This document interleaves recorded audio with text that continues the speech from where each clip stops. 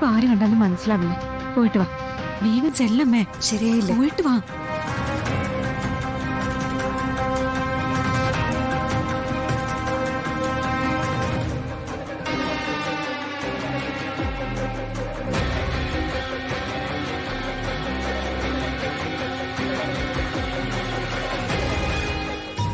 എന്നാൽ പതിവ് പോലെ ആഹാരം കഴിക്കുന്നതിന് മുൻപ് നമുക്ക് അവരവരുടെ വിശ്വാസപ്രകാരം പ്രാർത്ഥിക്കാം.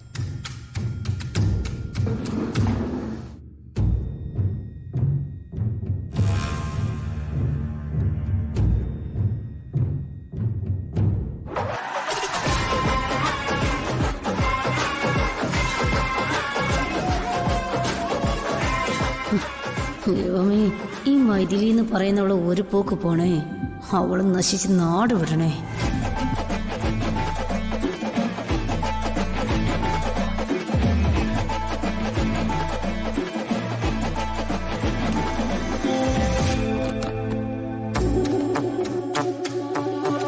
ഈ ഫുഡ് കഴിക്കുമ്പോ ടേബിൾ മാനേഴ്സ് പാലിക്കാത്ത ചില കൾച്ചറലെസ് ഇഡിയറ്റുകളുണ്ട് നമ്മുടെ ഹോസ്റ്റലില്.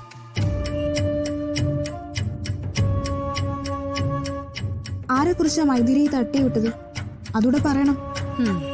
മനസ്സിലാക്കേണ്ടവർക്ക് അത് മനസ്സിലായിട്ടുണ്ട്. കോഴി കട്ടവന്റെ തലയിലാണല്ലോ കൂടെ ഇരിക്കുന്നത്.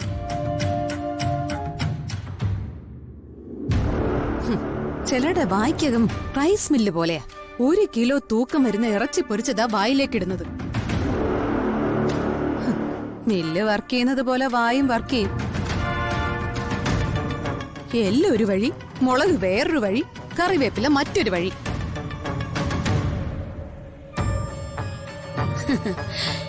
എന്തായാലും പ്രസവിച്ച കുഞ്ഞിനെ കൊണ്ടു ചെന്ന് പള്ളേ കളഞ്ഞിട്ട് വന്ന് ഹോസ്റ്റലിൽ താമസിക്കുന്ന ഒരുത്തിയെ ഞാൻ കണ്ടിട്ടുണ്ട്.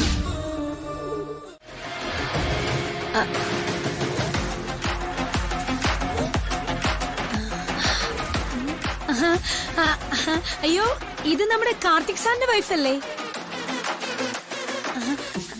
അല്ല, ഇവിടെ എന്തിനു വന്നു? എന്റെ മുറിക്കകത്ത് എങ്ങനെ കയറിക്കൂടി? മാഡം, അല്ല, കുട്ടിയുടെ പേര് ഞാൻ മറന്നുപോയല്ലോ. എന്തായിരുന്നു? ആ, ഡിപ്പാർട്ട്മെന്റ് സ്റ്റാഫുകൾ പറഞ്ഞ് ഞാൻ കേട്ടിട്ടുണ്ട്. മീനാക്ഷി എന്നല്ലേ പേര്? അല്ല, ഇതിനകത്ത് എങ്ങനെ കയറി പറ്റിയെന്നാ ഞാൻ ആലോചിക്കുന്നത്. അത്ഭുതം തന്നെ. ആ കുഞ്ഞിനെ കാണാഞ്ഞിട്ട് ഒരു സമാധാനവും കിട്ടുന്നില്ല അല്ലേ? അതിനെ എങ്ങനെയും കണ്ടെത്താൻ ഇതിനകത്ത് ഒളിച്ചു കയറിയതല്ലേ?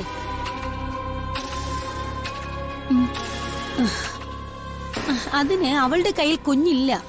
അവളെ ലോക തരികിടയാ. കള്ളി എന്ന് പറഞ്ഞാൽ ഇതേപോലൊരു പെരുങ്കള്ളിയെ ഞാൻ എന്റെ ലൈഫിൽ കണ്ടിട്ടില്ല. കുട്ടിയെ അവൾ കാണണ്ട. കണ്ടാലേ എന്റെ പ്ലാനുകളെല്ലാം പൊളിയും. ഞാനും കാർത്തിക് സാറും തമ്മിൽ ആ കുട്ടിയുടെ കാര്യത്തില് ചില അഡ്ജസ്റ്റ്മെന്റുകൾ ഉണ്ടെന്നേ അവൾ കരുതും. പിന്നെ ഒലക്കൊക്കെ അടിച്ചാലും അവള് സത്യം പറയില്ല. കുഞ്ഞെവിടെയാണെന്ന് അറിഞ്ഞാ മതി മാഡം. അതിനല്ലേ ഒരു ചാര വനിതയെ പോലെ ആ ഇഡിയറ്റിന്റെ ചുറ്റിപ്പറ്റി ഞാൻ നിൽക്കുന്നത്. ആ കുഞ്ഞ് എവിടെയാണെന്ന് തന്ത്രപൂർവ്വം മനസ്സിലാക്കി ഞാൻ കാർത്തിക് സാറിനെ അറിയിക്കാം. ആ ഒറ്റ കാര്യം നടപ്പാക്കാനാ ഈ കൃപ ഇവിടെ നിൽക്കുന്നത്. അയ്യോ, അതിനിടയ്ക്ക് കുട്ടി ഇങ്ങനെ ഇതിനകത്ത് ഒളിച്ചു കയറി ഇതൊന്നും കലക്കാൻ നിക്കണ്ട. ദേ നോക്കേ, ഇത് റിസ്കാ. അല്ല മാഡം, ഞാനൊന്ന് പറയുന്ന കേക്ക്. ദേ, അവളുടെ ക്യാരക്ടർ കൃത്യമായി പഠിച്ചത് കൊണ്ടാ ഞാൻ ഈ പറയുന്നത്. ദേ, മോൾ ഇതിനകത്ത് വന്നു എന്ന് പറഞ്ഞു കഴിഞ്ഞാൽ അടുത്ത സെക്കൻഡിൽ അവൾ ഈ ഹോസ്റ്റലിൽ നിന്ന് പുറത്തു ചാടും. പിന്നെ മഷിയിട്ട് നോക്കിയാലും നമുക്ക് അവളെ കിട്ടത്തില്ല. അല്ല, ഞാനൊന്ന് പറഞ്ഞു. ഒന്നും പറയണ്ട. നിങ്ങളുടെ കുട്ടി എവിടെയാണെന്ന് ഞാൻ കണ്ടുപിടിച്ചു തരും. ഈ ഉറപ്പ് കുറുപ്പിന്റെ ഉറപ്പല്ല, ഈ കൃപയുടെ ഉറപ്പാണ്. ദേ, കുട്ടി എത്രയും പെട്ടെന്ന് ഈ ഹോസ്റ്റലിൽ നിന്ന് ആരും കാണാതെ പുറത്തു കിടക്ക്. അല്ല, അത് ഒന്നുമില്ല. ദേ, എനിക്കിവിടെ ഒരു റൂംമേറ്റ് ഉണ്ട്. അവളെ ആഹാരം കഴിക്കാനോ മറ്റോ പോയിരിക്കുവാ. അവളിപ്പോ ഇങ്ങോട്ട് വരും. ഒരു മുംതാസ്. അയ്യോ, മറ്റേ ഷാജഹാന്റെ മുംതാസ് അല്ല, ഇത് വേറെ മുംതാസ്. പർദ്ദയ്ക്കുള്ളിൽ കയറിയ നടപ്പ്. മഹാപണ്ഡിതയാ. അവളെങ്ങാനും കണ്ടല്ലേ ഭയങ്കര പ്രശ്നമാ. അല്ല, ആ മുംതാസ്. ഒന്നും പറയണ്ട. വേഗം ഇവിടുന്ന് രക്ഷപ്പെട്. കുട്ടിയെ കണ്ടെത്തണമെങ്കിൽ ഞാൻ പറയുന്നൊന്ന് അനുസരിക്കേ. മാഡം വേഗം വാ മാഡം ഞാൻ ചെല്ല് പെട്ടെന്ന്.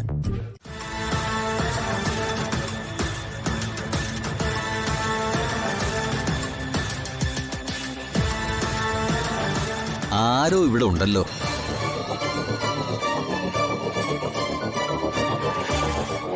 എന്താ നിങ്ങൾ ഈ പറയുന്നേ? ഞങ്ങൾ പറയുന്ന സത്യം മാഡം. എന്തായാലും ഞങ്ങൾക്കാർക്കും പരിചയമില്ലാത്ത ഒരു പെൺകുട്ടി ഇതിനകത്ത് കടന്നുകൂടിയിട്ടുണ്ട്. നേരെ മാഡം, അവളിപ്പോ പുറത്തോട്ട് പോയിട്ടുണ്ട്. എന്തായാലും ഈ കോമ്പൗണ്ട് വിട്ട് പോയിട്ടുണ്ടാവാൻ സാധ്യതയില്ല.